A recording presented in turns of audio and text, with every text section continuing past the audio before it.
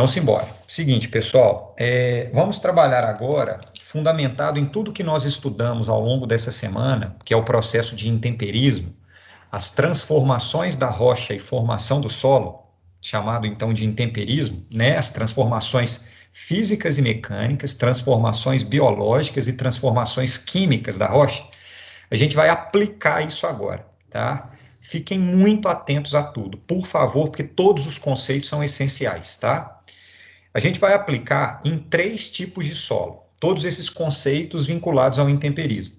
Solos da Amazônia, solos do sertão e solos do cerrado, que são as 3 grandes unidades pedológicas, as 3 grandes unidades de solo que existem no Brasil, e são as mais cobradas do vestibular e as mais exploradas pela ação humana, tá? O primeiro tipo de solo que nós vamos estudar aqui é o solo amazônico. Todo tipo de solo ele está vinculado basicamente a 2 fatores essenciais. O primeiro fator é o tipo de rocha que dá origem ao solo. E o segundo fator é o tipo de clima que essa rocha está exposta. Porque o clima ele traz elementos fundamentais que transformam a rocha em solo. Então, para a gente entender isso, eu coloquei aqui um exemplo que dos solos amazônicos, o clima predominante na Amazônia é chamado de clima equatorial. Todo clima ele pode ser representado por meio de um gráfico chamado de climograma. Então, todo clima pode ser representado por um gráfico chamado de climograma. O climograma é um gráfico que mostra para a gente 3 elementos que compõem o clima, tá? O primeiro elemento são as barrinhas. As barrinhas de um climograma não precisa ter legenda, tá, gente? Parte do princípio que todo mundo sabe o que é isso. As barrinhas de um climograma representam a pluviosidade. A pluviosidade é sempre dada em milímetro, tá? 1 milímetro de chuva significa 1 litro de água por metro quadrado naquele ambiente. No clima equatorial, região amazônica brasileira, a gente tem, em média, por mês, 300 milímetros de chuva. Então, são 300 litros de água por metro quadrado, em média, na Amazônia. O que dá mais ou menos, tá, gente? Mais ou menos 3.500 milímetros por ano. É o segundo clima mais chuvoso do planeta. Ele perde só para o clima da Indonésia, que chega a chover 4.500 milímetros por ano. É muita chuva, são 3.500 litros de água por metro quadrado da floresta amazônica. Então, ele vai ser caracterizado por um clima com altíssima, muito alta, no caso do Brasil, o mais alto de todos, altíssima pluviosidade. Beleza? Ou seja, tem muita água. Aí a gente começa a entender que as rochas expostas ao clima amazônico são rochas que vão sofrer muita ação da água, o chamado intemperismo químico. E a temperatura da Amazônia também tem, em média térmica, uma das mais altas temperaturas do planeta Terra, porque está bem perto da linha do Equador. Média de temperatura anual em torno de 27 graus, 30 graus mais ou menos. Então, é um clima caracterizado por alta pluviosidade e altíssima temperatura média. Beleza? Alta pluviosidade e alta temperatura média. Se nós temos esses 2 fatores, chuva e calor, a água produz reações químicas e o calor, a temperatura, vira um catalisador dessas reações, acelera todas as reações químicas que a água pode promover no solo e na rocha.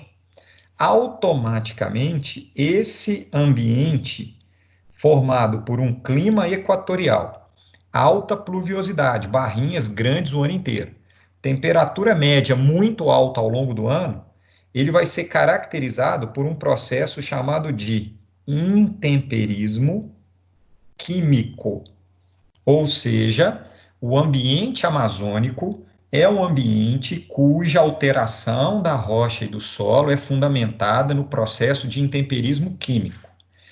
E dentro do intemperismo químico, em função da alta pluviosidade e das altas temperaturas, dentro do intemperismo químico, o principal processo que acontece é a lixiviação. Então, a Amazônia, ela é caracterizada por alta lixiviação, ou seja, grande alteração química da rocha e do solo. E aí a gente relembra aqui rapidinho o que é a lixiviação. Ela é caracterizada pela retirada dos sais solúveis pela água presentes no solo. Quanto maior for a lixiviação, menos nutrientes o solo vai ter, porque os sais minerais são nutrientes do solo, é o que vai nutrir a vegetação, a planta que vai se desenvolver. Automaticamente, presta atenção aqui agora, se a gente tem um climograma com muita pluviosidade, temperatura média elevada, intenso intemperismo químico com alta lixiviação, os solos amazônicos são solos extremamente modificados. Damos o nome para solos muito alterados, de solos profundos, muita modificação, também conhecido como solos maduros, a gente já tratou sobre isso em outra aula, classificado como latossolo. O latossolo é o tipo de solo que predomina no território brasileiro. O latossolo é um grupão, tá? Dentro dos latossolos tem mais ou menos 14 tipos de solos diferentes. A gente não estuda todos, tá? A gente resume aqui em poucos tipos. Então, o solo amazônico são solos profundos, maduros, caracterizado por latossolos. A expressão lato quer dizer largo ou profundo ou grande, igual tem latifúndio, né? É grande, propriedade de terra. Latossolo é um solo profundo, muito alterado. E todos os latossolos são considerados solos pobres em nutrientes, porque são solos profundos, maduros, com alto nível de alteração química, o intemperismo químico, portanto, nesse caso, alta lixiviação, que retira os nutrientes desse solo, caracterizando como um solo pobre, poucos nutrientes. Todo mundo entendeu até aqui? Tranquilo aí, meu povo? Legal. Bom, aí fica uma pergunta gigantesca para fazer que os vestibulares amam. A pergunta é o seguinte: como que na Amazônia a gente tem um dos solos mais pobres em nutrientes do planeta Terra e mesmo assim a gente tem uma floresta amazônica que é uma das florestas, se não a floresta mais densa do mundo, uma das mais altas biodiversidades, e das florestas mundiais é a maior de todas em área. Florestas tropicais e equatoriais, porque tem a floresta do extremo norte do mundo lá, que é a maior em área. Mas das florestas equatoriais e tropicais é a maior. Como que num solo tão pobre assim, tão modificado quimicamente, a gente pode ter uma floresta tão diversa, tão rica, tão densa, com porte tão alto? O que acontece nesse solo amazônico que favorece o desenvolvimento da floresta? Bom, seguinte, a floresta amazônica, ela só existe por causa dela. A floresta amazônica, ela se autossustenta com os nutrientes. Existe um processo chamado de ciclagem de nutriente na Amazônia, que é fundamental para a gente entender como que essa floresta consegue existir. A gente começa a explicação pensando o seguinte: a floresta amazônica, ela é muito densa e as copas das árvores se encontram. Esse encontro das copas das árvores recebe o nome de dossel. O dossel são as copas das árvores se encontrando e formando um grande telhado verde na floresta amazônica. O dossel das árvores, ele produz um isolamento de luminosidade. Traduzindo, pessoal, o dossel das árvores, ele produz sombreamento sobre o solo da Amazônia. Raramente o solo amazônico ele recebe luz solar direto por causa do dossel das árvores. Então a gente vai ter alto nível de sombreamento. Vocês vão entender aqui que isso é importantíssimo, tá? Muita sombra no solo da Amazônia. Beleza. Só que o que vai acontecer? Essa sombra, ela protege o solo amazônico. Só que ela vai proteger também, ela vai escurecer também as folhas, galhos e animais que depositam sobre esse solo. Folhas que caem das próprias árvores, galhos das árvores, animais que existem na Amazônia.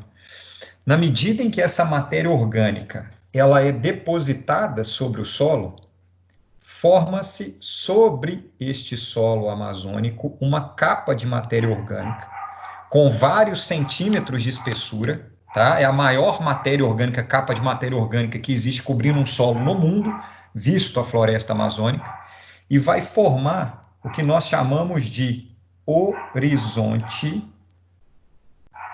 O, que é o horizonte da matéria orgânica, ou também conhecido como serra pilheira, que é outro nome que se dá para essa capa de matéria orgânica, ou ainda liteira. São os nomes que podem cair nos vestibulares. Então, o que o dossel das árvores faz? Ele sombreia essa matéria orgânica, que é fruto da própria vegetação e da biodiversidade de modo geral, que forma uma capa chamada de horizonte O, ou serrapilheira ou liteira. Agora imagine o seguinte, a gente tem um ambiente de clima extremamente úmido, com altíssima temperatura e com um ambiente escurecido pelo sombreamento produzido pelo dossel. Quente, úmido e sombreado vai favorecer e muito o processo de decomposição dessa matéria orgânica. Essa matéria orgânica em decomposição passa a ter papel fundamental, importantíssimo, na recomposição, na ciclagem de nutrientes do solo da floresta amazônica. Então, nós teremos, a partir disso, a recomposição dos nutrientes do solo amazônico. Então, repara que a floresta amazônica ela existe por ela mesma. A vegetação libera matéria orgânica que cai sobre o solo, formando a serrapilheira, liteira ou horizonte O, e o dossel das árvores promove o sombreamento desse material, associado às características climáticas de temperatura e pluviosidade, acelera um processo de decomposição. Essa decomposição recupera os nutrientes do solo. Esse horizonte O aqui vira o famosíssimo humus. Então, esse horizonte O, associado a essa decomposição, vira o famoso humus, que é riquíssimo em nutrientes, e esse material vai ser absorvido pelas raízes das plantas, que não têm raízes tão profundas assim, apesar das árvores serem de grande porte. As raízes não são tão profundas quanto a do cerrado, por exemplo.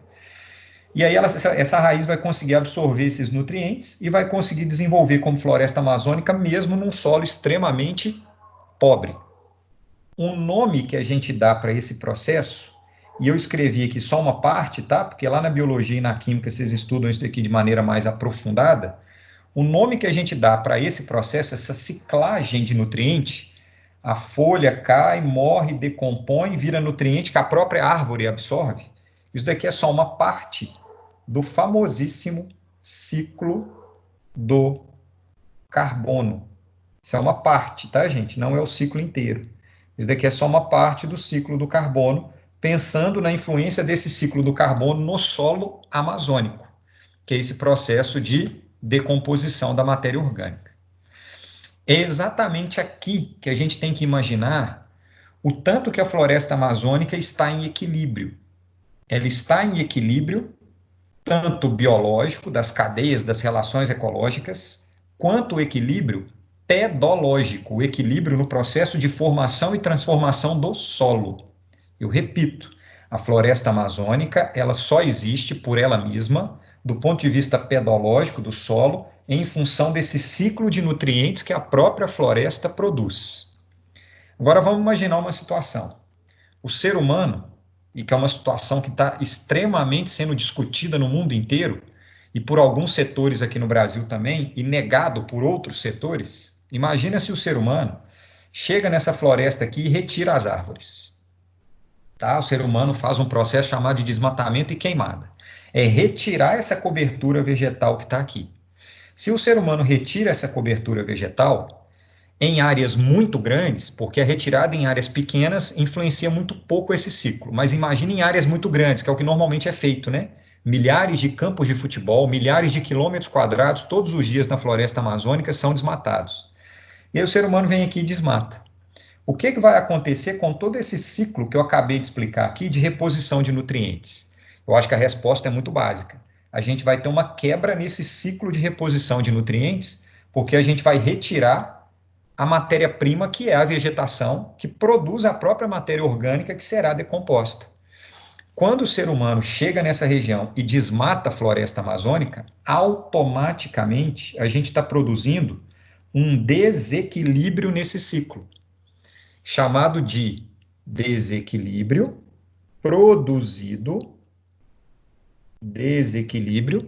produzido pelas queimadas e desmatamento. Presta atenção no que eu vou falar aqui, tá? Agora, o ser humano desmata e queima e provoca o desequilíbrio. Significa que a gente está deixando na floresta amazônica, ao desmatá-la, exposto, sem a matéria orgânica, sem o horizonte ó, a gente está deixando um solo exposto extremamente pobre em nutrientes. A floresta amazônica, depois de desmatada, dificilmente ela se recupera com a mesma biodiversidade que tinha antes. Para falar a verdade, a floresta amazônica, depois de muitas áreas desmatadas da floresta, dificilmente ela se recupera como floresta. O que o ser humano está fazendo ao desmatar a floresta amazônica é gerar um desequilíbrio ecológico, pedológico, climatológico, porque gera um desequilíbrio no clima, uma vez que pelo menos 50% dessa chuva é fruto da liberação de vapor de água pela própria vegetação. Então, ao desmatar, a gente joga essa chuva pela metade, que é a quantidade de chuva que cai aqui em Belo Horizonte, para vocês terem uma ideia. Resultado, em várias extensões da floresta amazônica, pela ação antrópica, não é um processo natural, é ação antrópica, a floresta já virou cerrado. A gente chama de cerradização, ou também conhecido como savanização da floresta amazônica. Eu vou marcar isso daqui com muito carinho para vocês, que é o processo de cerradização ou savanização da Amazônia, fruto do antropismo na floresta, chamado de queimadas e desmatamento, ação antrópica, que desequilibra todo o ciclo, repito, pedológico, biológico e climatológico, reduzindo chuvas. E se reduz chuva, a temperatura tende a aumentar mais ainda, produzindo a modificação de um bioma. É um bioma brasileiro de importância mundial que está sendo substituído e degradado por ação antrópica exclusivamente num processo de cerradização. Entenderam a explicação ou ficou alguma dúvida, pessoal?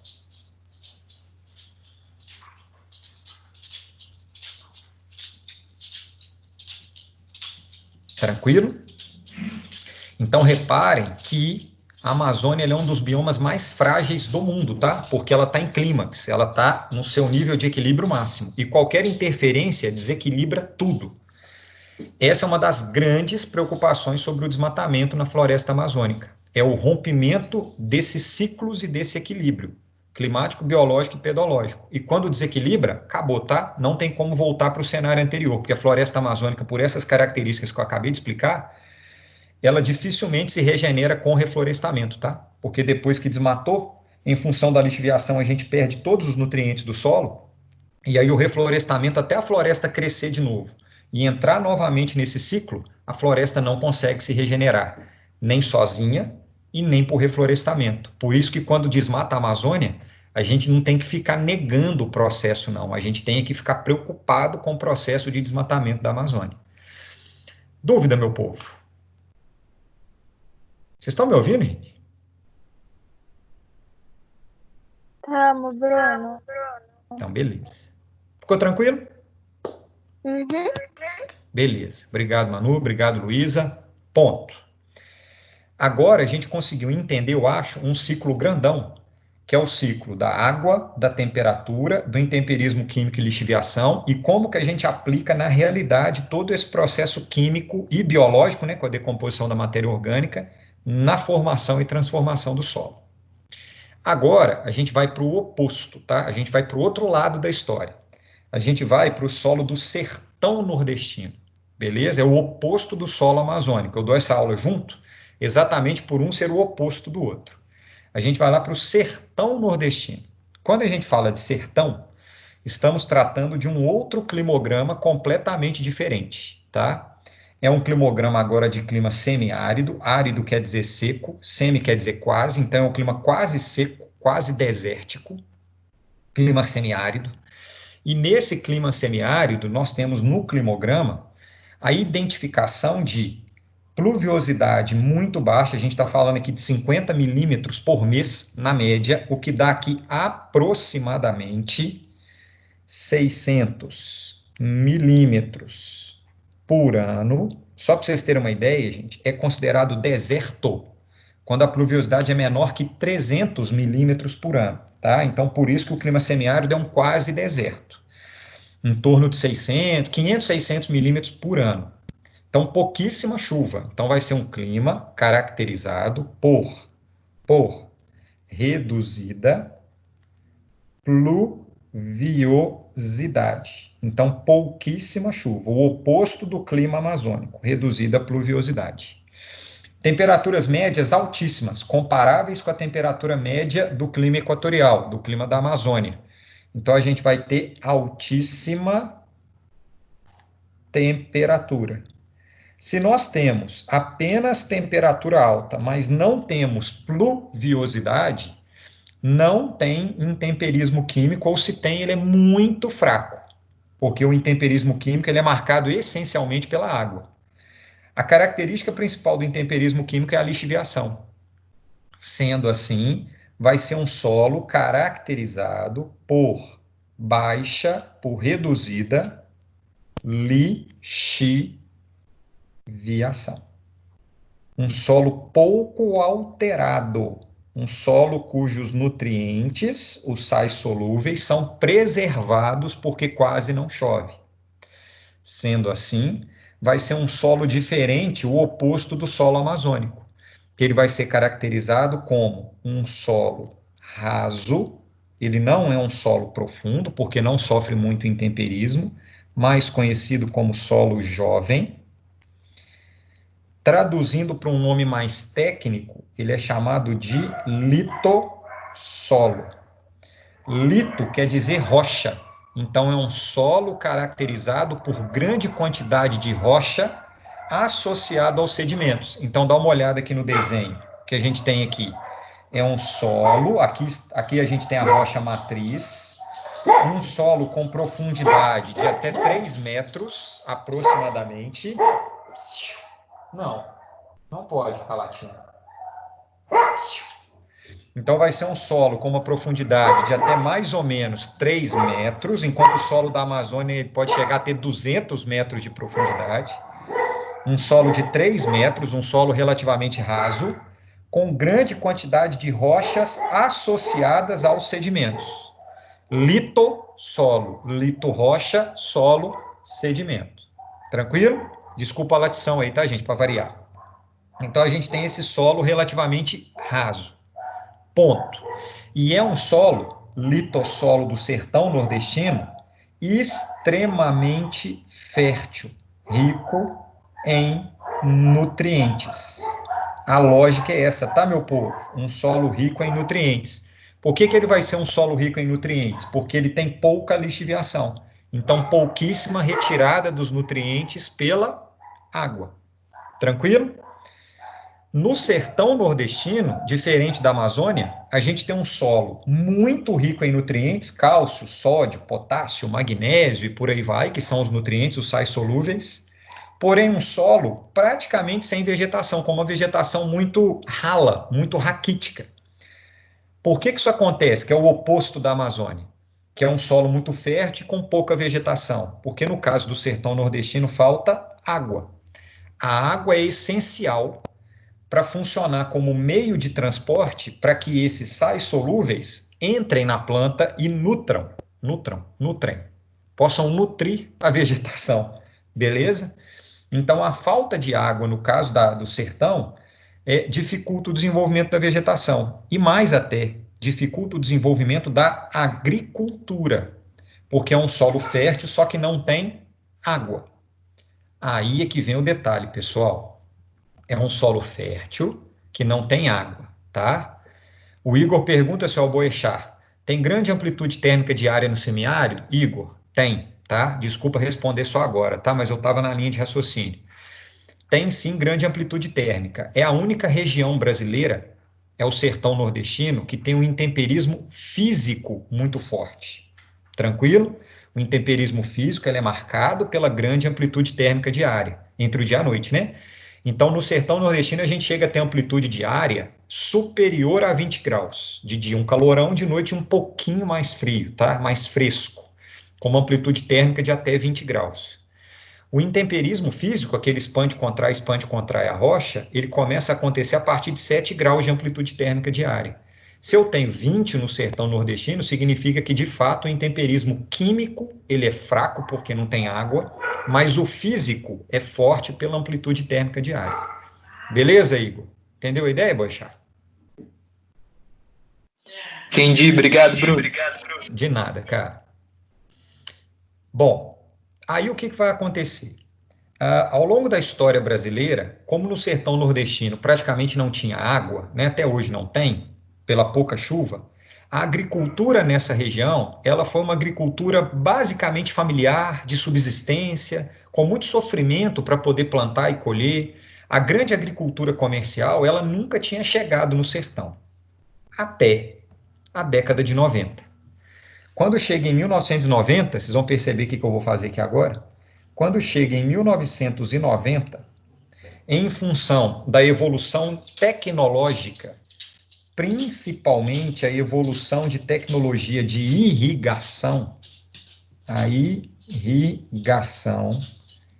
com uma técnica chamada de irrigação por aspersão. A irrigação por aspersão, galera, escrevi errado aqui. A irrigação por aspersão, ela é uma irrigação que simula a chuva. Então, você coloca equipamentos de irrigação, joga água nesse ambiente simulando chuva.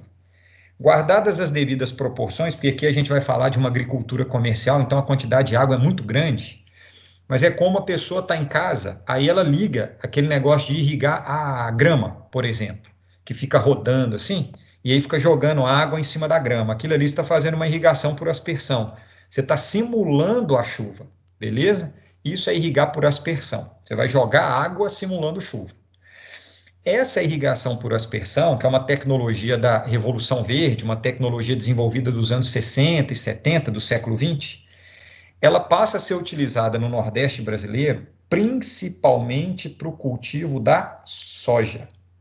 Os sojicultores descobriram o solo do sertão, sobretudo em um estado, que é o estado da Bahia. Existe uma cidade na Bahia, que é o polo da soja na Bahia, do Matopiba, né, do Maranhão, Piauí, Tocantins e Bahia. Na Bahia existe uma cidade que é o polo sojicultor, que é o oeste baiano. A cidade chama Barreiras, na Bahia. É o polo da soja na Bahia, no sertão baiano. De onde vem a água para fazer irrigação por aspersão? Ou vem do lençol freático, fura e tira a água lá de dentro, ou a maior parte vem do Rio São Francisco. Captam a água do Rio São Francisco, que não é a transposição do rio, tá?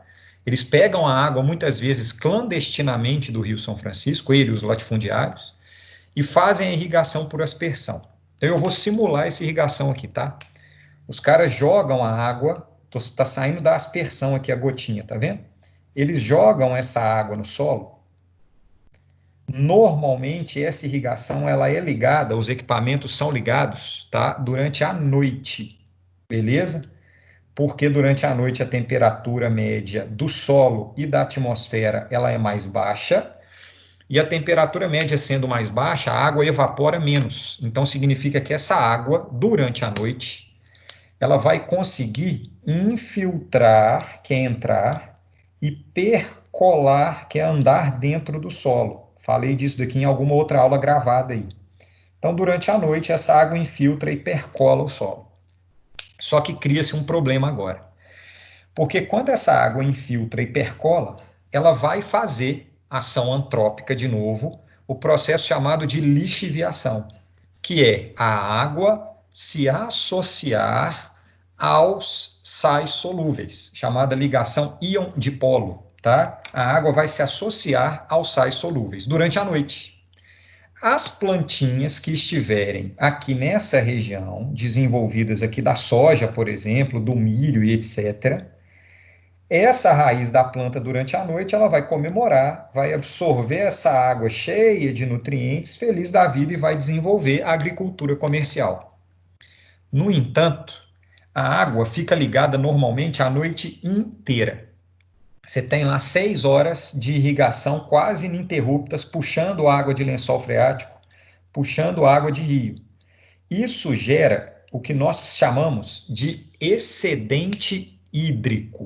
O cara não paga água, né? Então deixa a água encharcar o solo lá que a planta vai adorar. Só que esse modelo de irrigação gera o famosíssimo excedente hídrico. Bruno, o que é o excedente hídrico? É simples, é você encharcar o solo. É você colocar mais água do que a planta precisa. Então o solo ele fica encharcado durante a noite. Quando chega de madrugada, não, o solo vai ficar encharcado durante a noite. Eu vou dar uma pausa que a Gabi perguntou aqui, ó.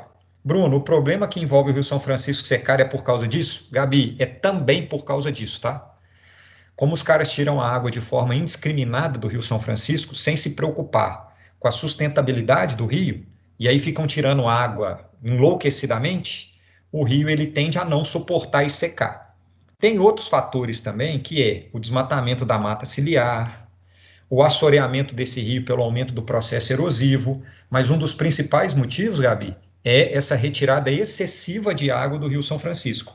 Então, lembrem-se, o Rio São Francisco ele não seca por causa da transposição do rio. Essa transposição ela é feita de maneira cuidadosa e calculada. O Rio São Francisco ele seca quando a retirada de água é clandestina, tá? E é o que normalmente acontece nesses casos. Respondi, Gabi? Beleza, de nada. Bom, voltando aqui então. E aí gera o excedente hídrico e o solo fica encharcadão. Oi, fala. Tipo assim, eu não tô entendendo. O solo vai ficar encharcado porque tem muita irrigação? O solo vai ficar encharcado porque tem muita irrigação. O solo. Porque joga mais água do que precisa. Imagina você ficar molhando a grama da sua casa ali, até na hora em que você pisar na grama e a água começar a sair da grama, assim, ó, fica encharcado o solo, saturado de água. É mais ou menos o que eles fazem. Entendi. E tipo assim, vai ficar... Eu não entendi como que vai acontecer a lixiviação. A lixiviação é quando essa água que entra no solo, ela associa ao sal solúvel e transporta esse sal solúvel para a raiz. A lixiviação acontece assim, ó, quer ver? Deixa eu fazer um negócio aqui para você entender o processo, para eu não ficar rabiscando demais essa folha aqui, ó. Olha como é que vai acontecer a lixiviação. Vou fazer uma brincadeira aqui, tá? Um rabisco aqui, ó. Estou dobrando uma folhinha para vocês entenderem. Vou colocar aqui em cima, tá? É como se fosse um post-it aqui, ó. Acabei de arrancar essa folhinha. O que vai acontecer é o seguinte, a água, ela é assim, ó, H2O, beleza? O hidrogênio é positivo e o oxigênio é negativo. Tranquilo?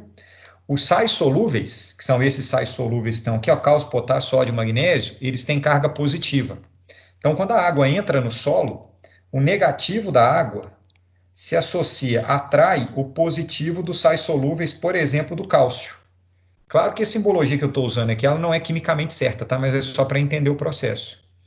Isso daqui transforma a água em água ligada, uma ligação íon-dipolo, com um sal mineral, com um sal solúvel. Isso daqui vira o que a gente conhece como água mineral, que é a água associada a um sal mineral. Beleza? Isso daqui é a lixiviação. Então, quando a água entra no solo, ela se associa a um sal solúvel. Onde isso daqui vai parar? A gente tem vários caminhos para isso. Essa água ela pode parar num lençol freático, ficar acumulada dentro do solo, no aquífero. Ela pode ir para um rio que vai desaguar no oceano, e é por isso que o oceano é salgado, pela grande concentração de sais solúveis no oceano, fruto do intemperismo, fruto da lixiviação. E isso daqui pode ser, que é o exemplo que eu estou dando aqui, absorvido pela raiz da planta. A raiz ela vai absorver a água associada ao sal mineral. Isso daqui é o que a gente chama de lixiviação, é quando a água se associa ao sal mineral e retira esse sal solúvel do solo. E aí a planta consegue absorver. Sem água, a planta dificilmente absorve esse nutriente. Então ela precisa da água para fazer essa absorção. Por isso, os caras irrigam o solo, por isso a gente joga água na plantinha, porque sem água a planta não consegue fazer essa absorção. Entendeu a ideia? Essa parte eu entendi, Bruno. A questão mesmo é Ficou mudo. a lixiviação ia levando o sal lá pro fundo. A Tipo lixiviação assim, leva o a sal. água vai levando o sal lá pro fundo. Isso. Só que aí, repara o seguinte Então, agora. como é que a raiz vai absorver? Tipo, se vai ficando mais longe dela, entendeu? Tá, entendi. Repara um detalhe aqui importante. Repara que o solo aqui, ele é um solo raso, ele é um solo jovem. É um solo que tem, no máximo, 3 metros de profundidade. No máximo, tá? As raízes das plantas, elas são raízes, normalmente, desse tipo de ambiente, profunda. E aí, a água ela é transportada para as partes mais profundas do solo.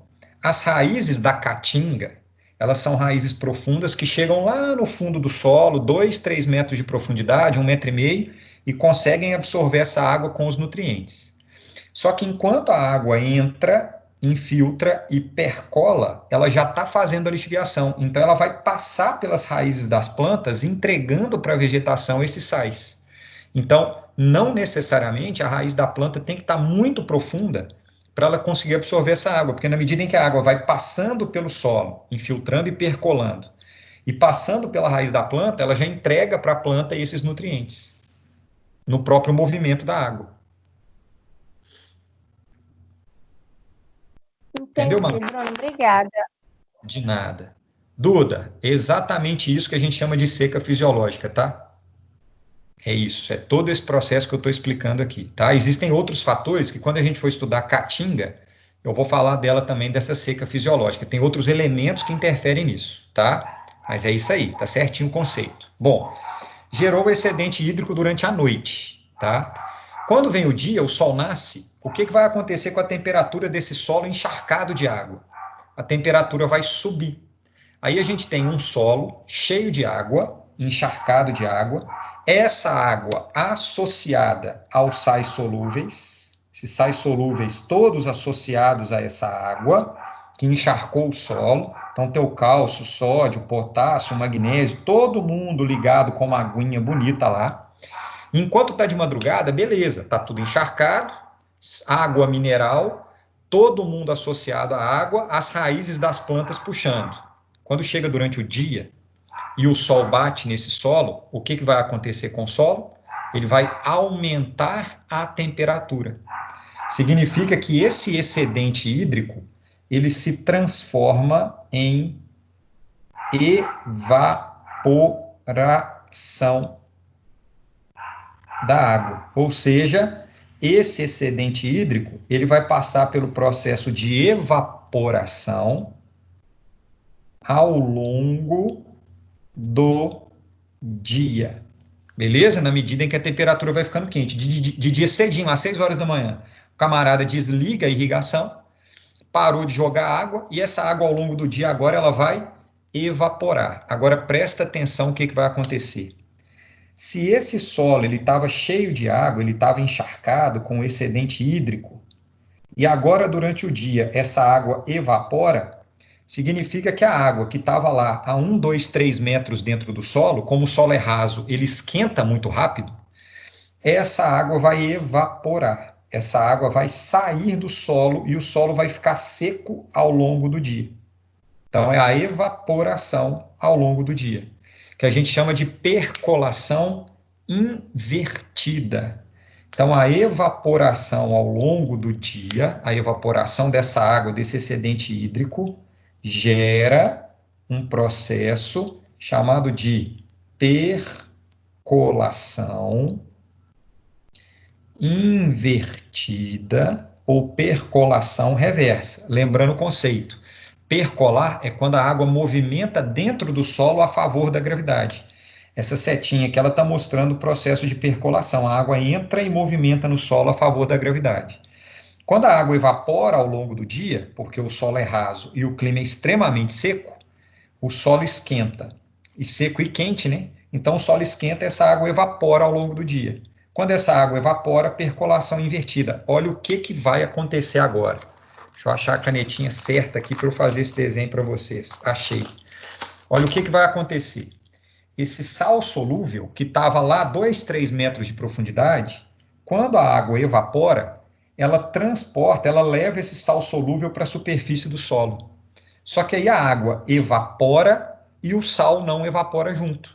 Significa que a gente vai formar sobre o solo do sertão, fruto de um processo de irrigação mal feito, forma-se sobre esse solo uma capa, uma nata de sal solúvel, em função da evaporação do excedente hídrico produzido por uma irrigação inadequada nesse ambiente. Essa grande quantidade de sal presente no solo, resultante dessa evaporação, produz a famosíssima, vou escrever da mesma cor que está aqui, produz a famosíssima salinização do solo, beleza? A salinização, são solos salinos, é um processo, meu povo, que chega a formar sal mesmo, tá? Sal, deixar salgado de verdade, bem superficialmente o solo. Esse solo muito salgado, com alta salinização, com alta concentração de sais na sua superfície, é um solo pouquíssimo fértil. Diminui a fertilidade desse solo. Repara o que o processo mostra aqui para a gente. A gente não está nem aumentando, nem diminuindo muito a quantidade de sais minerais dentro do solo. O solo ele começa como um solo extremamente fértil, rico em nutrientes, com a mesma quantidade de sais solúveis, só que agora muito concentrados na superfície, em função de uma irrigação inadequada nesse tipo de ambiente, que é a irrigação com excedente hídrico, a gente gera um solo pouquíssimo fértil. Tem muitos lugares hoje, no oeste da Bahia, onde essa irrigação está sendo praticada desde a década de 90, estamos falando de pelo menos 30 anos dessa irrigação, tem muitas fazendas hoje que já foram abandonadas, porque o solo que era fértil, hoje é um solo infértil, não dá para plantar nada e não tem como reverter esse processo com as tecnologias de hoje, tá? O ser humano não inventou uma tecnologia que reverta isso. Então os caras perdem a propriedade, ninguém quer comprar, os caras não conseguem vender, não conseguem produzir, porque irrigaram de forma inadequada um solo que, com excedente hídrico e um clima muito quente, gera a percolação invertida e transporta os sais desse solo todos para a superfície, gerando a salinização. Tranquilo? O que os agricultores têm feito hoje em dia, para terminar nossa aula aqui, é irrigar de uma forma correta, ou seja, qual é, hoje em dia, nas propriedades que estão sendo ocupadas hoje, a irrigação correta? É uma irrigação que você não produz excedente hídrico. Então, você tem como calcular quantos ml aquele vegetal que você está plantando de água precisa por dia. Então, ele precisa de 200 ml, ele precisa de 2 litros, ele precisa de 5 litros. Então, você vai jogar naquele vegetal, no solo, exatamente a quantidade que o vegetal vai absorver, para não gerar excedente hídrico, não ter água para evaporar em grande quantidade e não gerar salinização. Você gera um solo mais sustentável. Que irrigação correta é essa? É uma irrigação chamada de gotejamento. Você goteja, coloca uma mangueira furadinha e goteja, pinga no pé daquele vegetal só a quantidade de água que ele precisa por dia. Também conhecida como irrigação por microaspersão, que é quase igual à irrigação por gotejamento. Ô Bruno, se os caras da soja fazem irrigação por aspersão, geram excedente hídrico e perdem a fertilidade do solo, nesse tipo de ambiente, porque você pode fazer irrigação por aspersão em lugares que não sejam tão quentes. Por exemplo, aqui em Minas Gerais, você pode fazer, via de regra, parte sul do estado, a irrigação por aspersão, que você não vai ter a perda do solo. No Nordeste tem a perda do solo, porque essa água vai evaporar. Então, lá no Nordeste, quem está ocupando a região hoje do sertão, com irrigação por gotejamento, está fazendo mais certo, menos impactante. Se a soja fez errado desde a década de 90, quem está fazendo certo hoje em dia, escrever com uma outra cor aqui para vocês, é o cultivo de frutas, a fruticultura nordestina, que é hoje o sertão nordestino, o que mais produz frutas no Brasil. Produz melão, melancia, uva, morango e por aí vai, irrigando de maneira correta, de maneira sustentável, sem secar o rio, porque você demanda muito menos de água, e mantendo um solo sustentável por mais tempo e uma atividade econômica mais equilibrada. Então, da mesma forma que o ser humano impacta na Amazônia com o desmatamento, modificando todo o ciclo biológico, climático e pedológico, o ser humano também interfere no sertão com uma irrigação inadequada para esse tipo de ambiente.